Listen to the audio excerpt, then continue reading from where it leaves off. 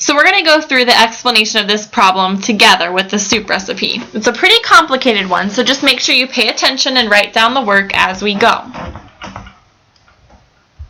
This question is similar to the question about the hybrid cars to total cars in the parking lot, where you have to look for your ratio that has both parts. So we're looking for the batch that has broth and rice, and we're going to create a complex fraction, which just means a fraction in a fraction. For batch B, you know that the ratio of cups of rice to cups of broth is 3/4 to 3 3/4. So write that down. Just the fraction, not the whole sentence. For batch A, you know a quantity of broth and need to find a quantity of rice. Find an equivalent ratio with a denominator of 1 and 7/8. So we're going to take that complex fraction, 3 and 3/4 is equivalent to 15/4. make it improper,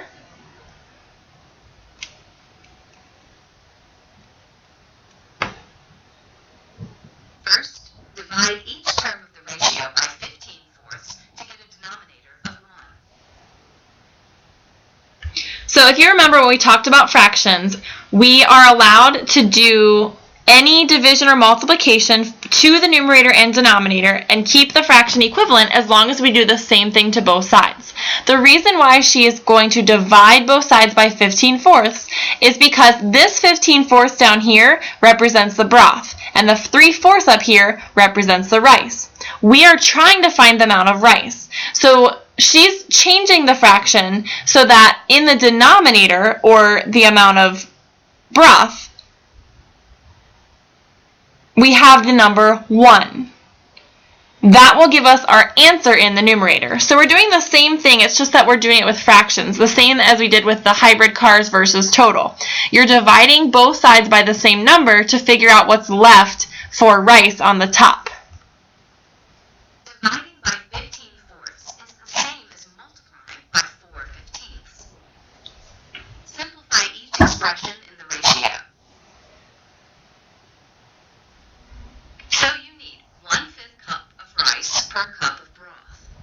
So if you notice, the amount of rice is a lot less than the amount of broth. We just found out that it's 1/5 the amount of rice per cup of broth, which means that the amount of broth is 5 times more than the amount of rice.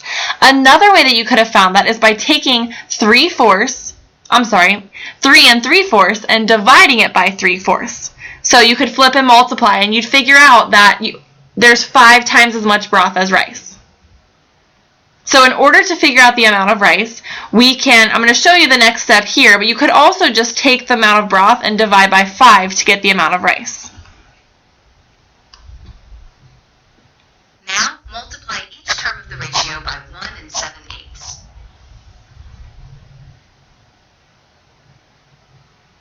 Then simplify. A ratio equivalent to 3/4 to 15/4 is 3/8 to 1 and 7/8. For batch A, when you use 1 and 7/8 cups of broth, you need 3/8 of a cup of rice.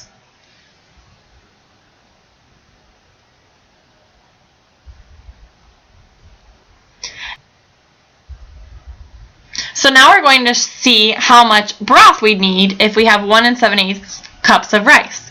Remember, there's 5 times as much broth as there is rice. So you could just take the amount of rice and multiply by 5. Here's another way how to do it. For batch C, you know a quantity of rice and need to find a quantity of broth. Again, use the ratio of rice to broth from batch B. So we're using that same ratio. Find an equivalent ratio with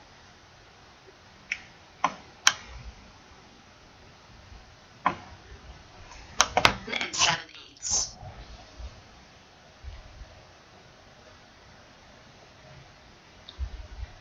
First, divide each term of the ratio by 3/4 to get the numerator of 1.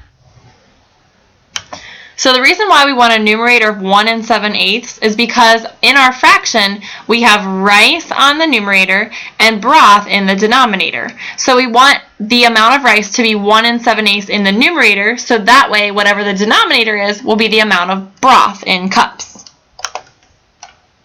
Dividing by 3/4 is the same as multiplying by 4/3. Simplify each expression in the ratio.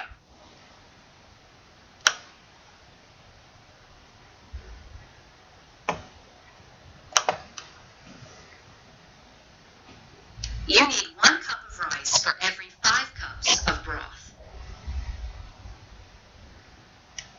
Now, multiply each term of the ratio by 1 7/8. Then, simplify. The ratio equivalent to 3/4 to 15/4 is 1 7/8 to 9 3/8. For batch C, when you use 1 7/8 cups of rice, you need 9 3/8 cups of broth.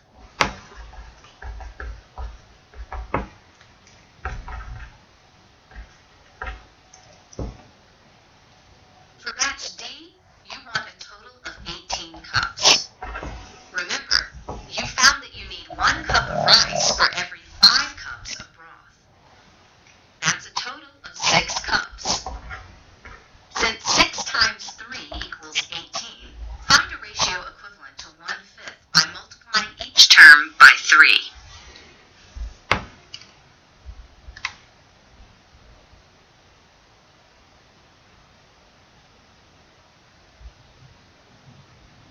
Simplify each expression in the ratio. For batch D, if you want a total of 18 cups of soup, you need 3 cups of rice and 15 cups of broth.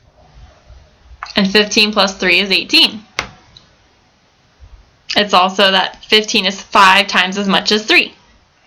Now that you know how much rice and broth you need for each batch, you can add to find the total number of cups for each batch.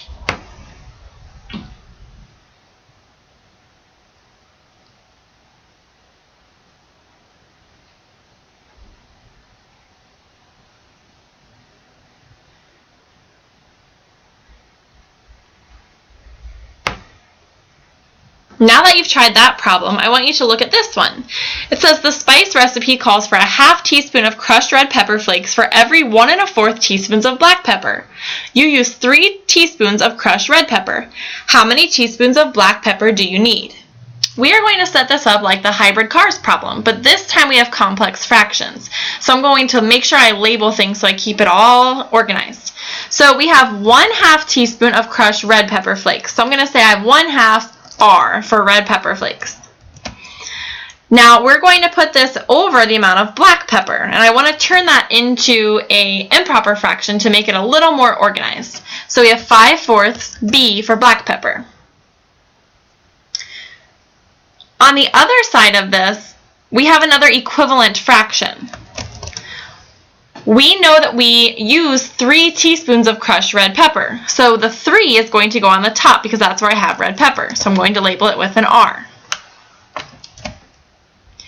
Now in order to figure out what or how much black pepper there is in the denominator, we need to figure out what we'd have to multiply a 1/2 by in order to get 3. 1/2 times what equals 3? So think of money. If we have half of $1, how many of those would we need to get $3? Well, the answer is 6. You have to multiply a 1/2 by 6 in order to get 3.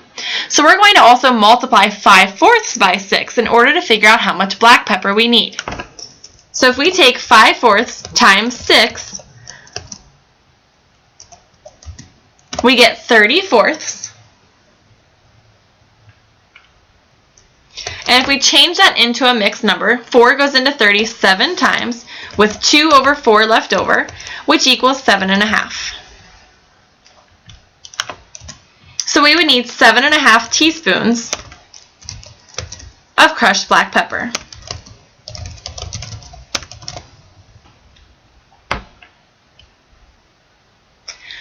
Make sure that you've completed your notes, and if you need to, go back to the videos and rewind to get everything you need.